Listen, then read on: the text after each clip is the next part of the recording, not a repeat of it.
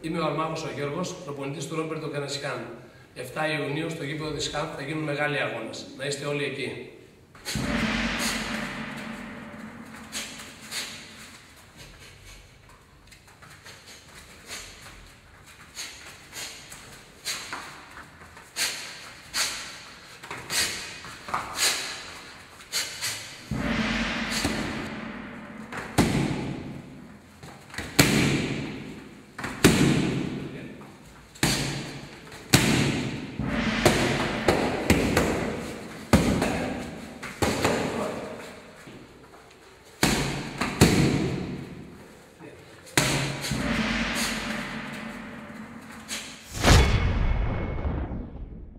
Είμαι ο Ρόμπερτ Ογκανεσιάν.